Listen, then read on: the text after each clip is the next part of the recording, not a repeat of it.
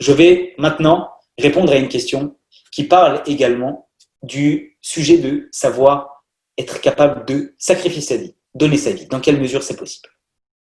Imaginons que dans un désert, on a un père et son fils, et qu'ils n'ont qu'une seule gourde et uniquement une seule quantité d'eau pour pouvoir en sauver un. Qui doit boire? C'est plus ou moins la même problématique que nous avons abordée dans le chapitre, parce que c'est de savoir s'il y en a un qui donne la priorité à l'autre, est-ce qu'il a en quelque sorte donné sa vie pour sanctifier le nom de Dieu, ou est-ce que c'est appelé du suicide? Ça veut donc dire qu'il y a une primauté, il y a certainement une personne qui passe avant l'autre, et la question est de savoir dans quel contexte je ne serais pas appelé être un suicidaire et dans quelle mesure j'ai sanctifié le nom de Dieu. Alors il faut savoir que dans Baba Metzia, il y a une discussion dans le Talmud à ce propos qui nous dit que sa propre vie, elle passe avant tout. Ça voudrait donc dire que si le père a le choix, il doit d'abord se faire passer lui avant. Et si l'enfant, c'est lui qui a le choix, il doit d'abord se faire passer lui avant. Et du reste, si l'enfant a le choix, c'est écrit Chayecha Kodmin, ta vie passe avant. Et c'est même écrit que ta perte, elle passe avant celle de ton père. Donc, finalement, la Torah dit qu'on doit faire passer sa vie avant. Et on peut bondir de sa chaise et se dire, mais finalement, imaginez un enfant qui préfère se sauver lui plutôt que de sauver la vie de son père. Ça veut dire qu'il va contrevenir au respect des parents. Comment peut-il faire cela? La Torah précise quand même, et c'est une note que le Rabbi amène dans le volume 17 de l'Écouté Sichot. Il nous dit que même si l'enfant doit, a priori, d'après la loi, se sauver lui, il peut sauver son père, mais la Torah ne va pas l'obliger à le faire. Donc vous voyez déjà qu'on parle d'un comportement qui est un comportement qui est celui de quelqu'un qui va faire plus. Il ne va pas se contenter de faire la limite. Ça voudrait donc dire déjà que s'il sauve la vie de son père plutôt que la sienne, ça ne s'appelle pas du suicide. On l'a vu avant. Dans certains cas, dans le cas où il y a de la persécution, dans le cas où on est dans une génération corrompue, dans le cas où on parle d'un sage, eh bien dans ces cas-là, quelles que soient les circonstances, même si c'est pour une mitzvah qui ne fait pas partie des 3 exceptions, il peut donner sa vie. Ça ne s'appelle pas du suicide. Et donc, dans ce cas-là, il pourra sauver la vie de son père. Et pourquoi? Parce que c'est important d'essayer de le comprendre. Il faut savoir qu'en fait, il y a une explication profonde pour comprendre quelle est la différence entre les 3 exceptions et toutes les autres mitzvot. Comment la Torah a réussi à établir un cadre en nous disant, dans certains cas, vous devez sauver votre vie, et dans l'autre, vous devrez transgresser. Et dans d'autres cas, vous devrez donner votre vie. Pourquoi? Comment ça marche? Comment il y a une différence qui existe, même si cela est basé sur des versets de la Torah, comme on l'a vu tout à l'heure? Imaginons le cas d'une transfusion sanguine. Il y a quelqu'un qui doit subir une greffe, on a besoin de sang. Dans le cadre d'un don de sang, il y a un donneur et un receveur. Le donneur de sang, qui fixe la limite du sang qu'il peut enlever de son corps? On va dire que c'est les médecins qui vont dire jusqu'à tant de litres, une personne, elle peut donner de son sang. Est-ce que la limite du sang donné par le donneur est la même que celle pour le receveur? Non. Pourquoi? Parce qu'il est probable que le receveur n'ait besoin que de 2 litres de sang pour la transfusion. Alors que le donneur, il peut lui se faire absorber beaucoup plus que ces 2 litres. Donc vous voyez bien que la limite entre le donneur et le receveur, elle n'est jamais la même. Elle est, je dirais même, très souvent jamais la même. Peut-être dans certains cas, mais en général, elle ne l'est pas. C'est exactement la même chose avec les mitzvot. Le donneur, c'est Dieu. Et le receveur, c'est nous. Le cadre d'une mitzvah il est déterminé par Dieu en tant que donneur. Et parfois, Hachem, il va déterminer que la limite de la mitzvah, c'est celle du receveur, c'est-à-dire notre limite à nous. La limite d'un humain, c'est sa vie. Et donc Dieu dira, une personne doit accomplir une mitzvah jusqu'à ce qu'on lui demande de donner sa vie. Et à partir de là, il ne pourra pas plus. Parce que la limite qui compte, c'est la limite du receveur. Mais dans certains cas, Dieu peut déterminer que la limite de la mitzvah n'est pas celle du receveur. C'est la limite du donneur. Ça veut dire que c'est Dieu qui fixe cette limite.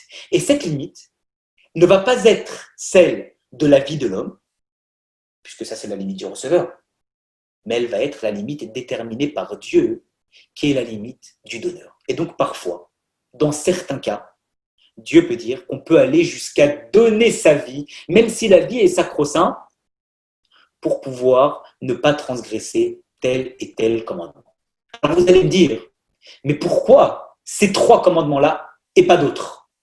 Je vous rappelle qu'on a cité un peu plus haut le fait que ces 3 commandements-là, la Torah elle-même, dans ses mots, nous dit qu'ils sont plus importants que tout, même plus importants que la vie. Et puisque la Torah, qui aime Chayenu Borech Yameinu, la Torah, c'est notre vie, et qu'en fait, il ne faut pas l'oublier, ce qui nous permet de vivre, tout un chacun, c'est la Neshama, c'est l'âme que nous avons. L'âme, c'est quoi? C'est une partie de Dieu. Vous savez, il y a quelques cours, il y a 3 ou 4 cours, il y avait une discussion pour savoir est-ce que la Neshama, l'âme, c'est une création ou pas. Alors il faut savoir que l'âme n'est pas une création, c'est une partie de Dieu qui reste exactement la même, comme elle est en bas et comme elle est en haut. Ce qui veut donc dire que la Neshama, l'âme, quand elle est en bas, elle a la même valeur que celle qui est Dieu. On a une partie de Dieu. Donc, puisque Dieu, en tant que donneur, fixe sa propre limite, il a le droit aussi, dans certains cas, quand la Torah, qui est le socle, le livre qui permet d'établir ce qui doit se passer dans la vie ou pas, dit que ce commandement-là est au-dessus de la vie, eh bien, Dieu peut dire, cette partie que vous avez en vous, qui est en fait une partie de moi, et qui ne change pas, je peux déterminer dans certains cas, puisque dans ces 3 mitzvot-là, c'est moi qui fixe la limite, je peux déterminer que cette partie doit remonter. Et dans toutes les autres, Dieu détermine que cette partie-là reste en nous. Voilà pourquoi il y a une différence entre les 3 exceptions et toutes les autres mitzvot. Voilà pourquoi Dieu crée des différences entre certains commandements et dans d'autres non. Parce que c'est lui qui décide lorsque la limite de la mitzvah, du commandement de l'injonction, est celle du receveur, nous-mêmes, ou il détermine que la limite, c'est celle du donneur, c'est sa limite à lui et c'est lui qui détermine quand on caisse. Voilà pour l'explication que je voulais donner à propos de la question qu'on m'a posée. Donc je vous laisse maintenant réactiver vos micros et poser les questions. C'est bon? On peut y aller? Bechavod. Bonsoir à tous. En fait, j'avais la question, tu viens d'y répondre sur les 3 exceptions. Pourquoi, j'allais te demander une première question, pourquoi ces 3 exceptions? Et tu viens d'y répondre. Donc, voilà. Donc, par contre, j'en ai une deuxième qui va concerner, par exemple, je vais prendre le cas de la Vodazara parce que les 2 autres sont des fautes tellement hautes que on ne peut pas les excuser. Mais prenons un cas sur la Vodazara. On se retrouve devant un roi, comme à l'époque certains de nos tzadikim, et qui nous demandent à nous juifs de se prosterner devant une statue. À ce moment-là, on a le choix entre sauver sa vie, ce que nous demande Hachem dans la majeure partie des situations, vous êtes d'accord avec moi, et perdre sa vie. Donc, est-ce qu'il n'y a pas un cas où si on fait croire au roi qu'on acquiesce sa demande, mais qu'en fait on garde notre Emouna à Hachem, Emouna qu'on lui montre à des moments où on n'est plus devant le roi et qu'on précise à Hachem qu'on a fait ça juste pour rester en vie, juste pour pouvoir continuer à le servir, est-ce qu'il n'y avait pas un cas comme ça qui permettait de ne pas perdre sa vie dans ce cas-là? Alors, Richard, c'est une très bonne question. Et finalement, cette question-là, c'est la question qu'on se pose tous à propos des maranes. Parce que c'est une question qui est légitime. Les maranes, qu'est-ce qu'ils ont fait en période inquisitoire? Ils ont dit, nous, on continue à pratiquer notre religion en cachette, mais devant, on fait ce qu'on nous demande de faire. Ce que la Torah nous dit, et tu vois que Rambam, avec beaucoup de tact et de noblesse, il dit la loi telle qu'elle est, mais il affirme aussi que on ne peut pas juger ce cas-là de façon punitive comme on pourrait le juger dans d'autres cas. Ce qui veut dire, en termes plus clairs, que dans le cas où un roi te demande, ou nous demande, que Dieu nous en préserve, de pratiquer l'idolâtrie ou de pratiquer les deux autres, le devoir d'un juif, c'est de donner sa vie. Mais s'il ne l'a pas fait, Dieu ne lui en tiendra pas rigueur. Pourquoi il ne lui en tiendra pas rigueur? Parce que donner sa vie, déjà, c'est très compliqué. Et dans le cas où il se trouve avec une pression, un cas de force majeure et une situation qui est horrible, jamais on pourra le punir. Ce qu'il aurait dû faire est une chose. Ce qu'il a fait et ce qu'on va appliquer sur lui est complètement autre chose. Donc Rambam nous dit, avec une finesse de langage, oui, il fallait donner leur vie. Ils ne l'ont pas fait, on ne pourra jamais les punir pour ce qu'ils ont fait. Parce que quand tu es sous pression, comme ils l'ont été, alors à ce moment-là, tu ne peux pas en vouloir à ces gens-là. Merci. Avec plaisir, Richard. Bonsoir David. Bonsoir Yaakov. Écoute, non, merci pour la réponse de Richard. Elle est assez exceptionnelle parce que je restais dubitatif aussi sur ce sujet. Je pense que c'est fondamental que tu l'aies précisé parce que je pense qu'un grand nombre de nous qui ont déjà étudié ça pensaient que c'était pas possible. Pensaient qu'il fallait se sacrifier quoi qu'il arrive, même si c'est bien sûr ultimement ce qu'on doit faire. Mais c'est très bien que ça soit clarifié. Bravo Richard pour ta question. J'avais juste une question, bien sûr, Ras Shalom, hein, mais tu as parlé de l'enfant vis-à-vis de son père, c'est-à-dire est-ce qu'il doit se suicider, quoi, est-ce qu'il doit se condamner ou est-ce qu'il doit laisser son père en vie? Et ça je l'ai compris, mais à contrario, qu'est-ce qui se passe si c'est le père qui doit décider pour son fils? Alors bien sûr, moi j'ai la réponse pour moi-même, mais je veux dire, qu'est-ce que la Guémara, comment a traité la Guémara ce sujet-là? Eh ben, la Guémara, elle nous dit Chayecha Kodmi. Si le père il doit décider, il doit prendre, c'est sa vie qu'il doit donner. Ah bon. Excusez-moi, je me suis mal expliqué. Il doit sauver sa vie à lui. Il ne doit pas sauver la vie de l'enfant, il doit sauver sa vie à lui. Ouais. Chayecha Kodmi. C'est sa vie qui passe avant. Ça veut dire que celui qui doit prendre la décision, il doit faire passer sa vie avant. Pourquoi, Yaakov? Et c'est pour ça que j'ai expliqué, parce que ce sont des choses qui nous horrifient. On a du mal à concevoir, à percevoir comment une personne, un fils pour son père, un père pour son fils, c'est des choses qui sont très compliquées. Mais la seule chose qu'il faut se dire, c'est que nous ne sommes pas les décideurs du souffle de vie que nous avons. Et c'est pour ça que je suis rentré dans cette explication où j'ai dit que finalement, la vie que nous avons en nous, c'est une partie de Dieu. Ça veut dire que celui qui décide de donner sa vie, il dit « Je prends une décision, moi, l'être humain, pour toi, Dieu. » Et l'être humain n'a pas le droit de prendre de décision, lui, à la place de Dieu, quand Dieu détermine certains cas où la limite, c'est l'être humain qui la fixe, et où dans d'autres cas, la limite, c'est lui-même qui la fixe. Et cette limite-là, elle est fixée par le cadre thoraïque. C'est la Torah qui détermine. Elle te dit dans quel cas tu peux, dans quel cas tu peux pas. Alors en fait, il faut faire abstraction de tous ces sentiments et de la logique humaine d'un père, quel qu'il soit par rapport à son fils, et même vice-versa, un fils par rapport à son père, parce qu'on peut parler aussi d'un âge, un déséquilibre d'âge, un enfant qui est peut-être plus grand et un père qui est plus âgé. Et dans les deux cas, la problématique, elle est exactement la même dans la tête de la personne. Mais il faut qu'elle fasse abstraction totalement de ce sentiment, en se disant que, en fait, elle n'est pas maître de la décision qu'elle prend en tant que personne avec des sentiments.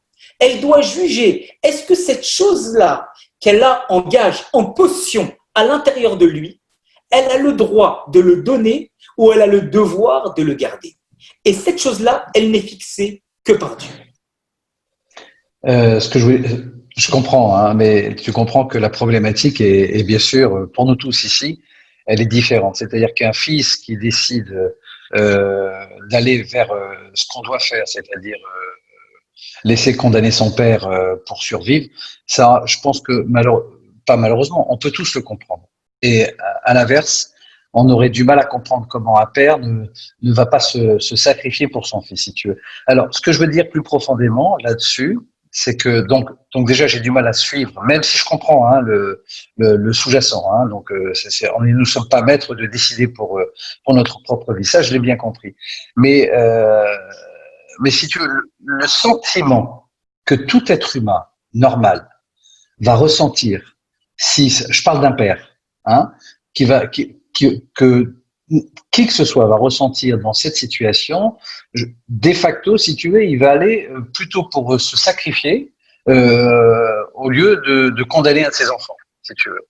Donc, ce sentiment profond, il peut venir en fin de compte que de la Neshama, que de Dieu lui-même. C'est-à-dire que si on nous a intégré ce sentiment de se condamner nous-mêmes parce qu'on dit mais c'est pas possible, je vais pas laisser mon fils, ma fille, je vais pas les laisser se mourir et moi je vais vivre avec ça. Donc si tu veux, c'est au-delà du monde matériel, je pense qu'on touche la spiritualité. C'est un sujet extrêmement profond. C'est-à-dire que si on nous a donné ce sentiment naturel, comment peut-on lier ce sentiment naturel à, si tu veux, le fait de suivre, bien sûr, le fait que nous ne sommes pas maîtres de notre propre vie. C'est complexe. Hein. C'est très intéressant et ça touche au Tania. Ça veut dire de savoir, finalement, est-ce que si tout sentiment d'un être humain qui a l'air d'être une chose positive vient obligatoirement de l'âme et donc est le reflet de ce que Dieu veut de nous? C'est ça. C'est ça. Et tu sais, Jacob, en fait, quand on réfléchit, on est très fréquemment, pas dans un cas comme ça, Chas Shalom, mais on est très fréquemment confronté à ce type de choses. Imagine maintenant qu'une personne, elle se trouve, d'accord, dans son lit, le réveil il sonne, c'est l'heure d'aller à la tfila. Je te prends un autre cas, mais tu vas voir que ça touche la même chose. C'est le moment d'aller à la tfila. Et d'un coup, il est sur le point de se lever, mais il n'a vraiment pas de force. Et il a des choses dans sa tête qui lui viennent en se disant « Attends, mais en fait, ce matin, peut-être qu'il y a mieux que la tfila. Parce que certainement que si je reste là, je vais pouvoir faire une bonne action à la maison, en aidant à la maison, chose que je n'aurais pas pu faire si j'étais allé à la tfila. Si je reste ici, je vais pouvoir faire telle et telle chose. » Et d'un coup, il arrive à se persuader à lui-même qu'en fait, sa place, elle n'est pas où il est chaque matin à la synagogue pour faire la prière, mais que sa place, elle est là, ici, à la maison.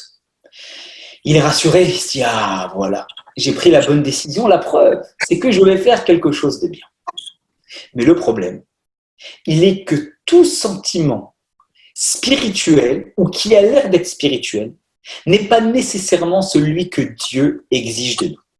Et c'est pour ça qu'il faut savoir faire preuve de sang-froid lors d'une prise de décision. Quelle qu'elle soit dans la vie, il faut savoir faire preuve de sang-froid. Parce que si on est motivé par nos sentiments, sans laisser la place à l'intellect de juger, est-ce que c'est cette décision que je dois prendre en accord avec la Torah, parce que la Torah, elle a décidé que c'est ça que je dois faire avant ça ou pas, alors à ce moment-là, on se fait très facilement embarquer et on donne un sens positif à tout ce qu'on fait et on arrive à tourner chaque chose de la façon qui va nous convenir le plus parce qu'on va réussir à y trouver des circonstances positives. C'est exactement la même chose, Jacob. Bien sûr que là, on parle d'un cas d'une extrême gravité. Et qu'une personne, elle dirait « Mon désir de sauver mon fils, c'est un désir qui est spirituel. Et donc, c'est ça que je veux faire. » La vérité, Jacob, c'est que dans le cadre de la loi, c'est pas ce qu'il aurait dû faire. Mais s'il l'a fait, il ne sera pas puni. La Torah, elle l'a dit, clairement, parce qu'il est sous pression, etc. Maintenant, si on repart à la base, en amont, est-ce que c'est ça que la Torah, elle attend de lui ou pas? La Torah, elle a fixé un cadre. Et ce cadre, cette décision, il faut savoir la prendre avec sang-froid, même quand tu es dans un cas de force majeure. Et si tu as la décision et que tu es conscient au moment où tu dois prendre la décision de ce que tu dois faire et ce que la Torah demande à ce que tu fasses, alors tu dois le faire. Sans essayer de trouver une quelconque forme de spiritualité, par-ci par-là, qui viendrait cautionner le fait que tu n'as pas fait ce que la Torah attendait de toi à ce moment précis. Après, pour revenir sur ce que tu disais, Yaakov, je pense très honnêtement que le dernier mot reste toujours à Hachem et qu'il va toujours créer les circonstances qu'il va décider lui. Alors après, on n'est pas dans les sphères d'Hachem, mais comme tu disais, un père peut vouloir se sacrifier pour son fils, mais Hachem peut créer les circonstances pour que finalement il n'arrive pas à ce résultat et que finalement le sacrifice, ça soit son fils et rien d'autre, parce que c'est Hachem qui l'a décidé et qu'on n'est pas dans sa sphère et sa pensée à lui pour pouvoir juger, parce qu'il y a des choses qu'on ne peut pas savoir d'Hachem. C'est comme ça. Voilà. Non, mais ça, il n'y a pas de problème. Et je pense que malheureusement, et on le sait tous, des parents ont été confrontés à ce sujet pendant les guerres, pendant les pogroms et ainsi de suite. Et donc, c'est un sujet pour moi, si tu veux, il y a la loi, il y a les règles, il y a ce qu'a dit David, et c'est fondamental parce qu'il faut le comprendre. Mais il y a aussi, voilà, malheureusement, c'est vrai que c'est indirectement matériel aussi, c'est un instinct intérieur, mais qui est tellement profond, tellement puissant, si tu veux, que est-ce qu'on est dans l'instinct ou est-ce qu'on est dans le divin, si tu veux. Est-ce que c'est matériel? Bon, les deux sont divins de toute façon, mais je veux dire, mais vous me comprenez, c'est-à-dire que c'est un sujet hors norme pour moi, c'est un sujet, voilà, ras ve shalom, que Dieu nous en préserve qu'on soit confronté à ce genre de sujet. Mais voilà. Et c'est ça qui fait Yaakov. C'est tout ce que tu as dit, et ce que Richard a dit également, qui fait qu'on ne pourra jamais punir ni juger une personne qui a fait ce choix-là. La Torah, elle le dit clairement. Maïmonide, il te dit clairement. Il est dans un cas de force majeure. Il a fait ci, il a fait ça. Est-ce qu'il faut mettre un cadre légal et poser des choses? Oui, parce que c'est le rôle de Maïmonide et c'est le rôle de la Torah, de déterminer un cadre légal et de savoir qu'est-ce qu'on peut faire, qu'est-ce qu'on ne peut pas faire. Maintenant, d'arriver à juger et de punir une personne parce qu'elle a pris telle et telle décision, la Torah, elle te dit clairement, c'est non. Force majeure, s'il est trompé par autrui, s'il a fait ça de façon involontairement, même s'il a fait ça de façon volontairement, mais qu'il n'y a pas de témoin, qu'il n'a pas été prévenu avant, etc., pour en arriver à condamner et à punir une personne dans un cas comme ça, c'est pratiquement impossible et on ne peut pas. Donc, Maïmonide, je te dis très finement, voilà, je te dis ce qu'il faut. Maintenant, est-ce que tu vas en vouloir à une personne qui ne l'a pas fait? Tu ne peux pas. Azak, merci. Oui, je peux compléter, s'il vous plaît? Bien sûr. Oui. Dans cette décision, parce que on parlait d'un père et d'un fils, mais il y a aussi les frères et les sœurs qui restent. Est-ce que dans la décision du père, elle intervient? Parce que bon, si le père décède, prend la décision de mourir, s'il prend la décision de rester en vie, il reste aussi en vie pour les frères et les sœurs. Est-ce que ça peut intervenir dans la décision? C'est très juste ce que vous dites. Et Yaakov, c'est vrai que c'est un paramètre qu'on n'a pas soulevé. Parce que finalement, le père, quand il prend sa décision, même si instinctivement il va prendre la décision par rapport à son enfant, il ne faut pas oublier qu'il a des responsabilités derrière. Et c'est aussi pour ça que la Torah, elle dit elle dit que le père, s'il doit prendre la décision, il ne doit pas penser uniquement à ce que l'instinct lui demande de faire au moment présent. Il doit penser à tout le contexte qu'il y a derrière, une épouse, des enfants, peut-être des enfants en bas âge, etc. etc. Donc, bravo, monsieur Waknin, c'est une très très bonne remarque que vous avez faite. Et c'est aussi à prendre en compte lorsqu'on essaye d'évaluer la situation dont nous sommes en train de parler. Non, c'est pour ça que je dis que Ras Veshalom, qu'on ait à prendre position sur une situation pareille. C'est ça. Merci. Est-ce qu'il y a d'autres questions? Oui, moi j'ai une question. Allô, tu m'entends? Oui. Je voulais vous demander, dans le cas de Lot, les filles de Lot, est-ce qu'elles n'ont pas justement fait le contraire. Pour, et, et puis, l'autre question, dans le cas d'Abraham avec son fils, quand il a fait le sacrifice, c'est-à-dire que Hachem, il a attendu qu'il soit prêt de le faire pour finalement lui dire de ne pas le faire. Donc, est-ce que ces halachot ne sont pas là aussi pour nous faire réfléchir au fait que notre âme, elle appartient à Hachem? Et parce que finalement, dans certains cas, comme dans le cas de Lot, ben, ils ont fait le contraire. Et sauf erreur de ma part, c'était pour continuer la descendance. Oui. Alors, où tu veux en venir, Shmuel, par rapport à l'histoire des filles de Lot? Par rapport à Abraham, j'ai compris, et je vais te répondre, mais par rapport aux filles de Lot, où tu veux en venir? Ben, sauf erreur de ma part, les filles de Lot, elles ont fait des enfants avec leur père. Oui. Et c'est un des trois interdits. Et alors, finalement, elles ont fait le contraire de ce que Hachem voulait. Mais, enfin. Elle n'aurait jamais dû le transgresser, c'est ça que tu veux dire? Ouais. Et pourtant, c'était pour sauver la continuité. Donc, je dis pas que les halakhot sont fausses, mais est-ce qu'il n'y a pas des cas où finalement, Oui, je vois ce que tu veux dire, Shmuel. Non, Shmuel, c'est une très bonne remarque. Effectivement, dans ce cadre-là, elles ont fait quelque chose qu'elles n'auraient pas dû faire qui rentre dans le cadre de Gilou Yarayot, très clairement. Et même si on considère que la Torah, elle n'avait pas été donnée à cette époque-là, hein, cette loi-là, elle rentre dans le cadre des 7 lois de Noé, et donc automatiquement, elles étaient astreintes aussi à respecter cette chose-là. Mais dans la mesure où elles pensaient qu'elles sauvaient l'humanité, c'est ça qui crée en quelque sorte une circonstance atténuante à ce qu'elles ont fait. Maintenant, et du reste, si on regarde bien, Mashiach, Ruth, l'ancêtre de Mashiach, elle descend de cela. Donc tu vois bien que finalement, il y a quand même, dans cette circonstance atténuante, une continuité qui permet d'arriver à Mashiach. Maintenant, par rapport à Abraham… David, juste une remarque. On est donc, dans ce cas-là, parce que c'est quand même très important, on est quand même face à une exception. Une exception par rapport à la loi. Est-ce qu'elles auraient dû le faire? Elles n'auraient pas dû le faire. Elles l'ont fait. Qu'est-ce que tu vas dire? Elles n'auraient pas dû le faire. Maintenant, une fois que c'est fait, je veux dire que tu condamnes la population. C'est tout. Est-ce qu'on peut trouver une circonstance atténuante? Si on réfléchit, on va retrouver une circonstance atténuante. Est-ce qu'elles auraient dû le faire? Elles n'auraient pas dû le faire. C'est une évidence. Maintenant, est-ce qu'après coup, a posteriori, tu peux trouver une circonstance atténuante? C'est encore autre chose. D'accord? Mais c'est sûr que à cette problématique-là, non, tu ne le fais pas.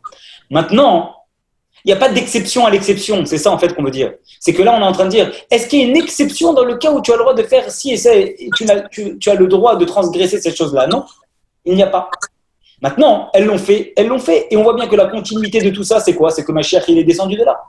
Maintenant, pour revenir à ta question, Shmuel, par rapport à Abraham, si on regarde les motivations, on verra qu'à aucun moment, Dieu, il a dit qu'il devrait sacrifier. Abraham a pensé ça. Et puisqu'il a interprété les mots en pensant que Dieu lui demandait de sacrifier son fils, c'était sa 10e épreuve, il l'a fait. Et c'est tout. Dieu lui a demandé, il l'a fait.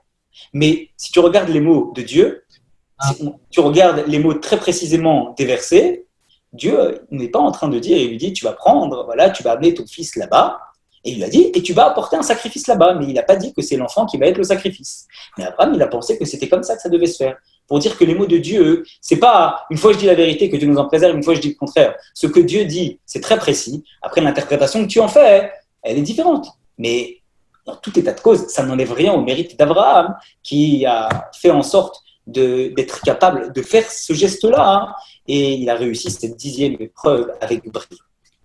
Ça veut dire qu'il n'a pas… question, les amis. Mais excuse-moi, ça veut dire qu'Abraham n'a pas très bien compris le message d'Hachem? Ça veut dire qu'Abraham, il a pensé à ce moment-là que Dieu était en train de lui demander de faire quelque chose. Et au final, c'était pas ça que Dieu était en train de lui demander dans ces mots-là. Mais ce qui ressort de là, c'est qu'au final, il a fait preuve d'un don de soi et d'avoir été capable de faire cette chose-là. Et tout le mérite lui en revient. Dans le cas de vaccin où il y a des cellules de fœtus avortées, est-ce qu'on accepte le vaccin? Alors, est-ce qu'on a le droit de profiter des interdits pour pouvoir se guérir? Alors, la règle générale, elle est oui, sauf 3 interdits dans lesquels on a vu dans ce cours-là qu'on n'a pas le droit de profiter, même pas pour sauver la vie. On parle ici de l'idolâtrie, de ne pas tuer, ou bien d'avoir des relations qui ne sont pas permises. Mais à part cela, alors il n'y a pas d'interdit de profiter des interdits. Ça, c'est premièrement, mais encore plus que les interdits de consommer du pas cachère, c'est uniquement de le consommer, mais pas de profiter d'une autre forme, de façon générale, sauf quelques exceptions. Et donc, s'il y a ici des cellules qui étaient venues sans transgresser aucun interdit, alors c'est sûr qu'on a le droit de les prendre dans le vaccin, et même s'il y avait ici un interdit qui était fait, alors l'interdit n'est pas interdit au profit, de façon générale, sauf si on sait vraiment qu'il y avait ici un mort qui a le degré de mort, il y a une autre halakha qui rentre en jeu. La halakha elle dit qu'on n'a pas le droit de profiter du mort. Alors s'il y a ici un mort et qu'on sait avec une certitude qu'il y a un mort et qu'on va profiter de lui sans besoin absolu pour notre santé, ça c'est une autre question pour un rave. Mais de façon générale, on a le droit de profiter pour notre santé. Tant qu'on ne consomme pas, on a le droit, par exemple, de prendre, s'il y a des pansements qui sont faits à base de viande pas cachère, il a le droit de mettre ça comme pansement. C'est interdit uniquement pour consommer. Mais c'est permis de profiter. De 1, si c'est un danger de vie, tous les mitzvot, tous les avirot, sauf 3, sont toujours permis. Si c'est un cas spécifique, qu'on sait clairement qu'on utilise et qu'on profite d'un mort sans vraie nécessité, alors là, si on rentre dans une autre question de profiter des morts, ça c'est une question qu'il faudrait demander à un rave s'il y a un cas concret qui se présente.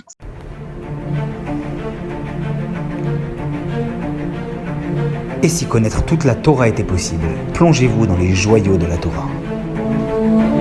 Étude du Rambam, le Maïmonide, cours de qualité par des rabbins francophones aux 4 coins du globe.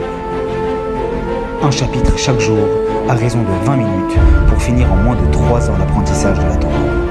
Relevez le challenge, tous les soirs en direct à 20h30 ou 21h30 heure israélienne. Nos cours sont accessibles à tout moment, YouTube, Facebook et sur notre site torah24.com.